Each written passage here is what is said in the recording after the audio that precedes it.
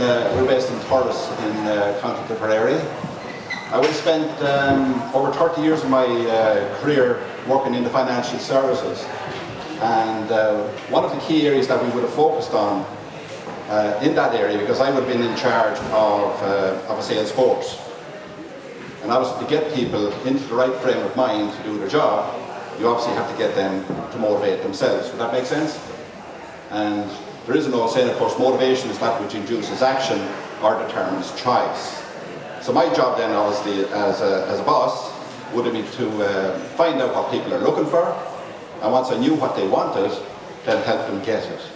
And in its own right, that's motivation. Because people are more inclined to obviously go through the eye of a needle for something that they want themselves than to go through the eye of a needle for something that the boss wants. Does that make sense out there? Yeah?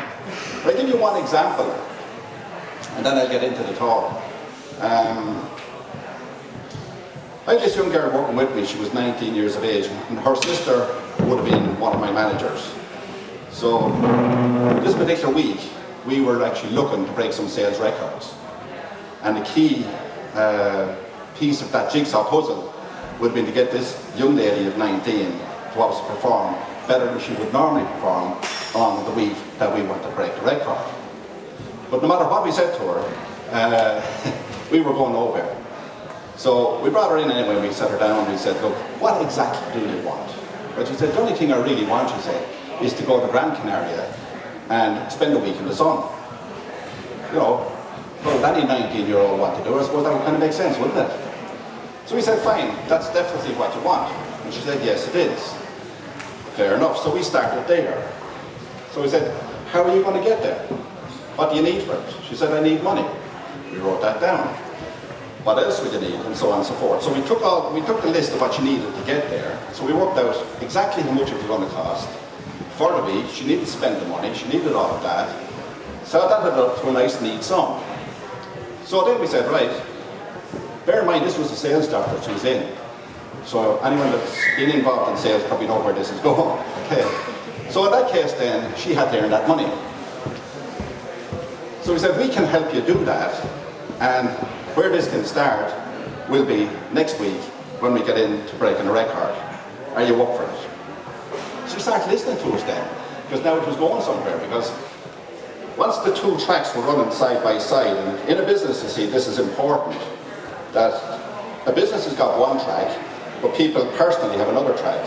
And if you can marry those two together, now you're on the right track, okay? And that comes to the first principle, which I'll be covering in a few minutes, which is a definite purpose. So her definite purpose was, this is a true story by the way, was the trip to Gran Canaria. The end result was, she did get her trip to Gran Canaria, and she did earn the money, and we broke the record at the same time. So everybody's a winner on a winning team, and she became part of that team. So in order for us to motivate her, it had to be something that she wanted herself, rather than something that we wanted. Okay? So, a lot of things that we, I suppose, the most important one, or the most important book that any of us would have read at our early stages of our career with the company that I worked with was the 17 Success Principles, which had been written by a guy by the name of Napoleon Hill. So who is Napoleon Hill? For any of us that don't know who he is. This particular guy was born in 1883, and he died in 1970. But throughout his career, he would have been advisor to about, I think about 3, maybe 4 presidents of America. But as well as that, he's written a book called Think and Grow Rich, which was, and still is, a bestseller out there, believe it or not. And that's quite an old book, but still out there. And a lot of business people use that book in order to run their business successfully. And another one then, The Law of Success. So that book, we would have eaten it, okay, Think and Grow Rich. But the 17 Success Principles are not up there, because the 17 Success Principles, you see, would have been written by both Napoleon Hill and a guy by the name of W. Clement Stone. So they're the two guys that wrote that book. And here's how they go. So, initially when they were putting the principles together and they were ranking them, W. Clement Stone said the top of the list should be a positive attitude. Napoleon Hill said the top of the list should be a definite purpose. So you've got to make up your own mind out there which one you think should be number one and which should be number two. Personally speaking, I think a positive mental attitude should be number one, because if you've got a positive attitude, you're pretty likely to have a definite purpose, okay? So when you look at a definite purpose, that's exactly what it says on the tin. A lot of people have a wishy-washy type of purpose in life. Sure, I think I want it. And I'm hearing that even when I'm sitting down talking to people across over here. What do I really want? Most people don't know exactly what they want. So my recommendation is write down 20 things that you definitely want to achieve in life. And there's a good chance number 20 is the one that you want, okay? Because most people have it buried so far down that they've even forgotten about what they want. All right? Hopefully that makes sense. But once you land on a definite purpose and you're absolutely clear about it, that's the starting point. You don't have to worry about how you're going to get it. All you have to say is that I do want it. And most of the big entrepreneurs out there haven't a clue how they're going to achieve what they're setting out to achieve, but they know they want it, and they'll find ways of getting it along the way. So bear in mind, you don't have to know how to get that definite purpose, but you do have to have it. Okay? Number two, a mastermind alliance. That's a nice, neat way of actually finding out what your definite purpose is, isn't it? Get a team of people around you. The team could be one, could be two, could be three people. But get somebody around you that's a similar frame of mind to yourself, that will get in behind you and help you achieve it. Not help you financially, but help you mentally. Help maybe put the little bits of the jigsaw together. Have you ever sat down and talked to somebody or trying to bounce something off somebody and you're not getting anything back? And then sit down with somebody else and all you do is just bounce one thing off them and you get 20 things back. We know those two different types of people, don't we? Well, personally speaking, I prefer to talk to the second one than the first one.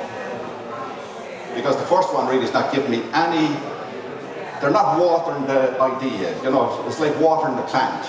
If you talk to somebody, this is the Mastermind Alliance, by the way, somebody who's interested in your success and interested in helping you even though there's a risk attached to it, that is the person you talk to. That's your Mastermind Alliance. Is that fair enough?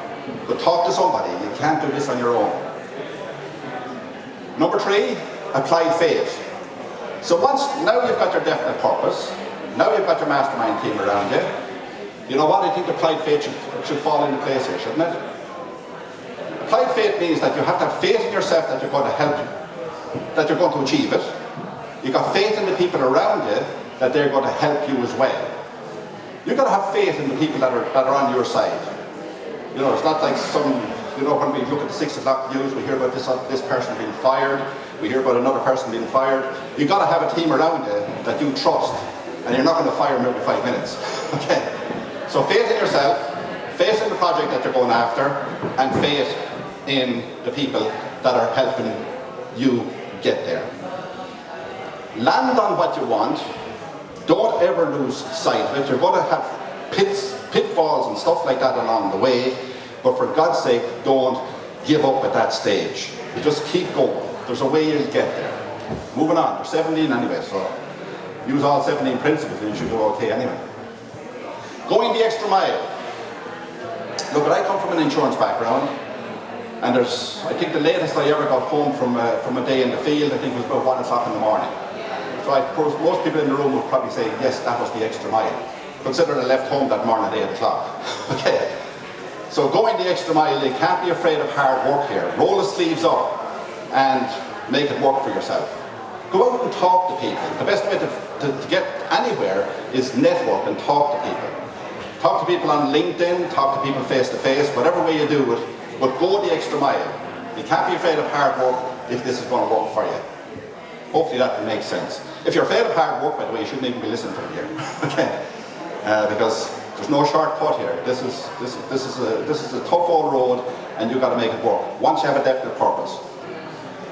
A pleasing personality. You might wonder, well, why is that in there? You see, enthusiastic,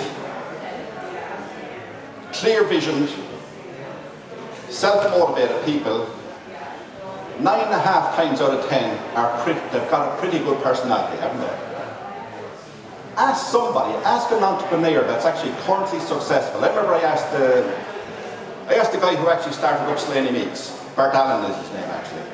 And I met Bert and I said, how did you get to where you are? An hour later, I was still listening. Okay. Was I interested? By golly, I was, because this guy had an interesting story to tell. And that same guy actually started off the Bewley's Hotel Group. I don't know if you remember that. But that was at the time that actually he signed the deal for the Newlands Cross Hotel. It's not Bewley's anymore now. When he signed that deal, I talked to him the day after that. And as I said, he was still talking an hour later. So a pleasing personality, that's a person that knows what they want and they know how to get there. If they don't know how to get there, they certainly know how to find the people to help them get there. Okay? Personal initiative. I call that get up and go. Alright? Get out of bed. Jump out of bed. You know, don't set the clock for 7 o'clock and get out of bed at 8. Okay?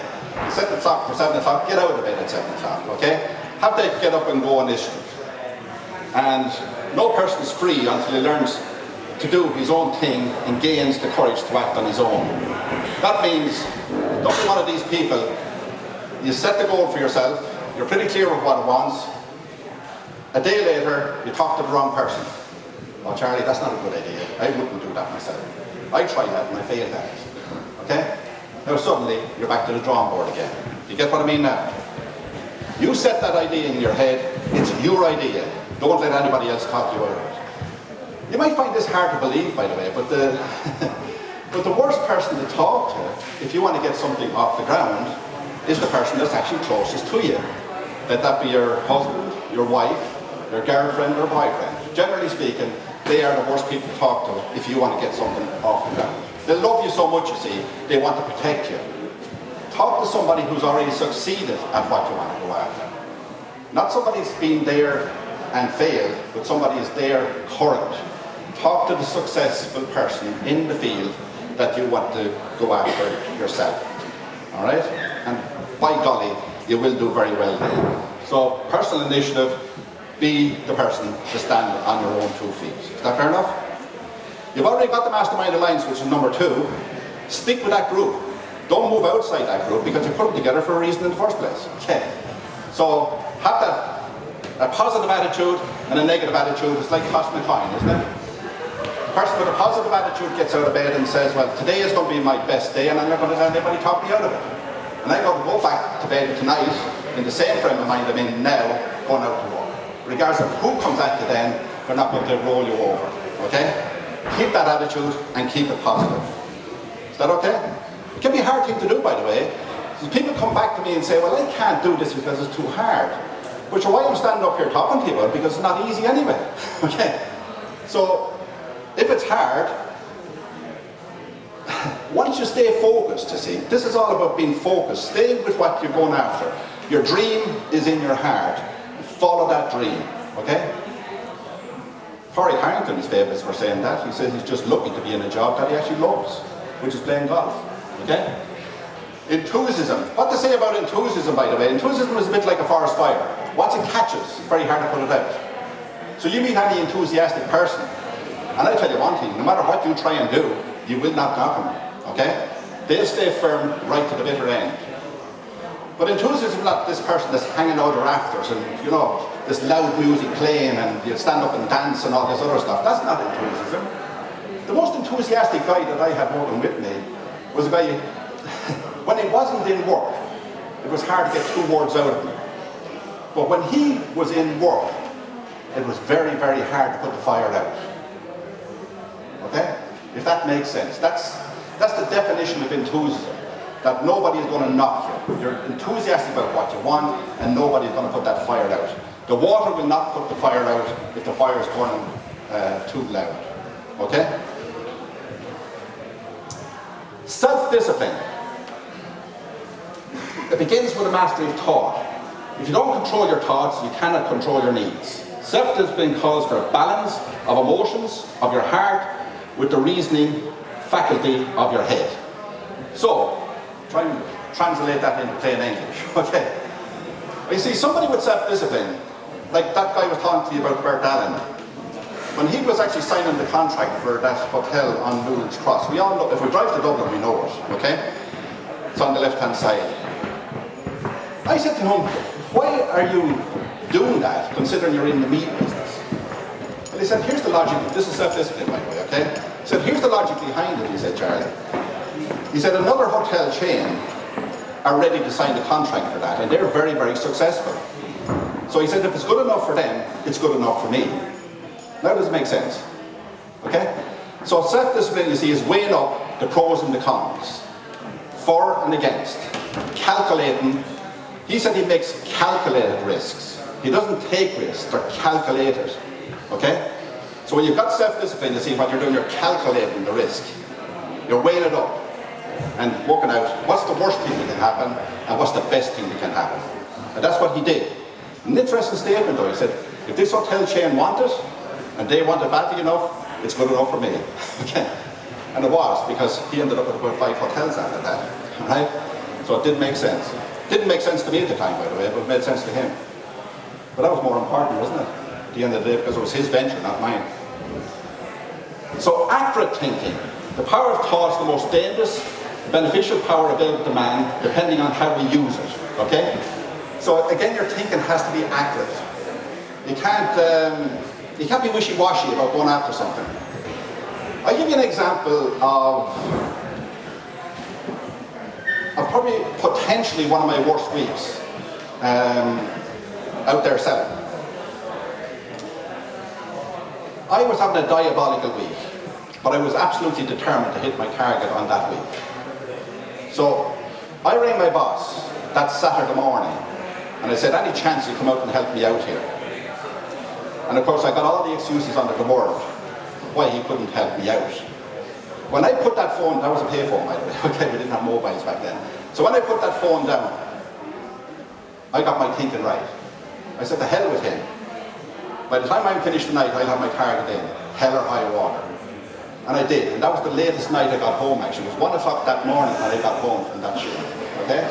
But I made it happen, because my thinking was now focused on the end result.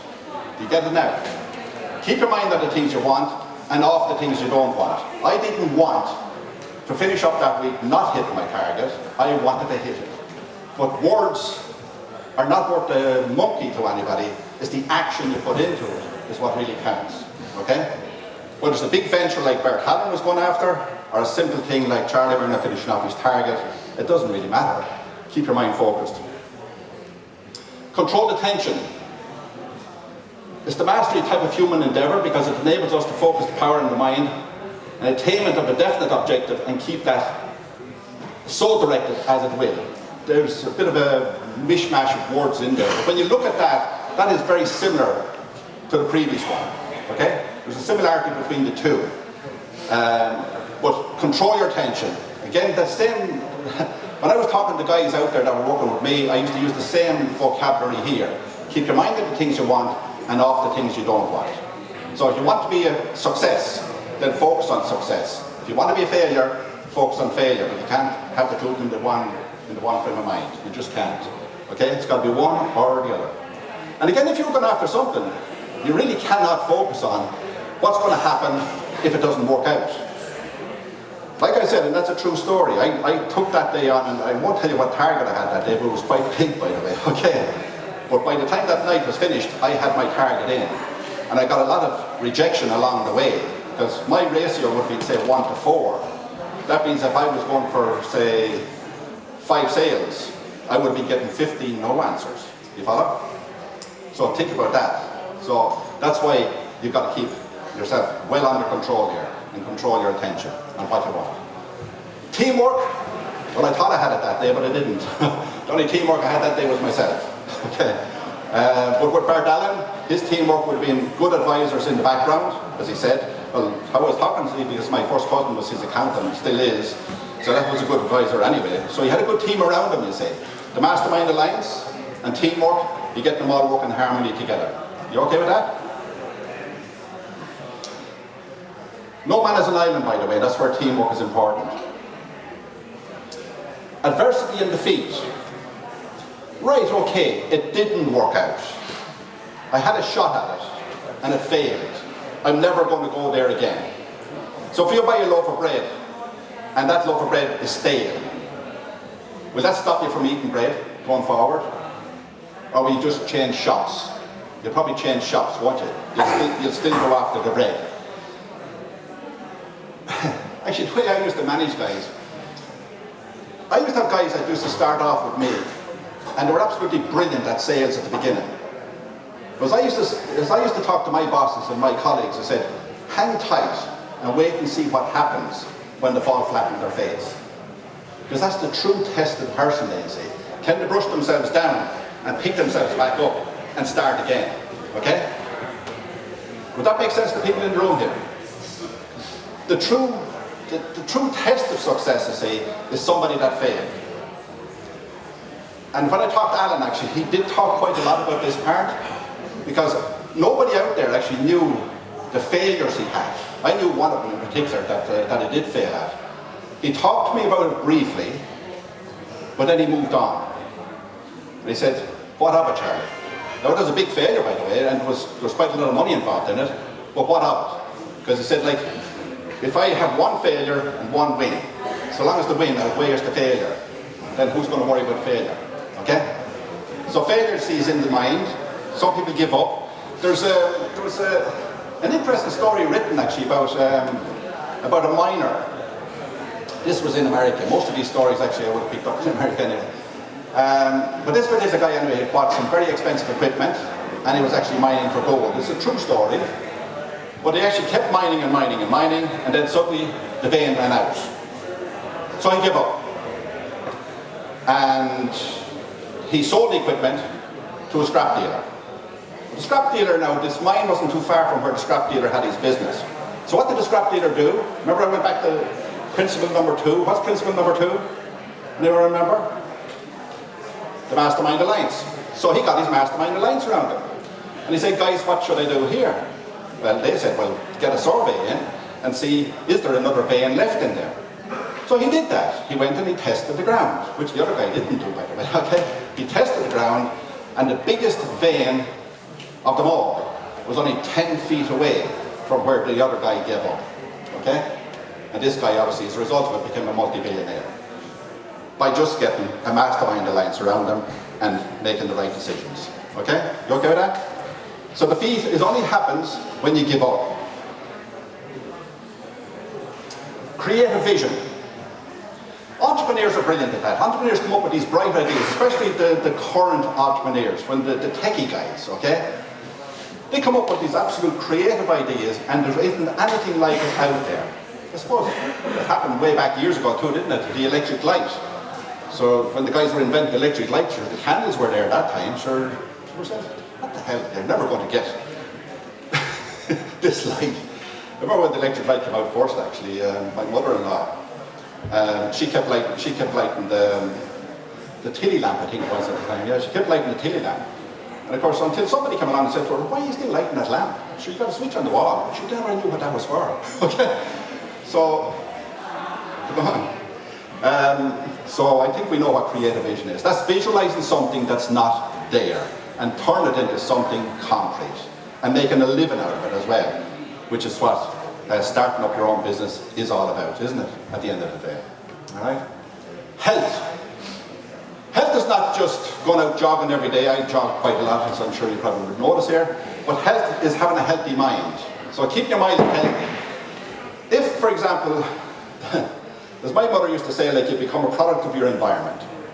So that means she told me who I shouldn't pal around with. When I was a young lad, of course, who I shouldn't pal around with down Rosslare Strand where I grew up. But guess what? They're the ones I actually did go after anyway, because she told me not to go after them. Okay? But you know what? Years later, I did realize she was right. Okay? You become a product of the environment that you're part of. So if you want to be successful, surround yourself with successful people, with the right frame of mind that will give you the right advice, good, bad, or ugly. And then steer away from pessimistic, egotistic, negative kind of people. That's what good health is all about. Okay? Having a healthy mind and associate with the right people. Budgeting your time and money. But at the end of the day, I don't think I need to elaborate that one, do I? Because your time is money. So up the price. I doubled it actually. Okay. And as a result of upping the price, I'm getting more business. Interesting when you think about it, isn't it? Because people believe in you more then. Because if you're charging premium price, they believe you're actually providing a premium service. And obviously you need to provide a premium service if you're going to charge a premium price anyway, okay? So top class restaurants are usually packed out most nights, aren't they? But they're usually the most expensive, aren't they? And the ones that are not so expensive, probably are struggling to get business in the door. So budget your time and money. Time is money, all right? This one, last one here, the original name for that, by the way, was Cosmic Habit Force. A lot of people didn't understand what the hell Cosmic Habit Force was all about, so we just changed it. Habits, okay? So if you look at the 16 principles that we've just gone through, and this is guaranteed, if you follow those principles to the letter, you are going to be successful, because these principles, just in case you're wondering where they came from in the first place, Napoleon Hill didn't come up with the principles. Hill and Stone, the two of those, were tasked to go out and talk to the top CEOs in the country.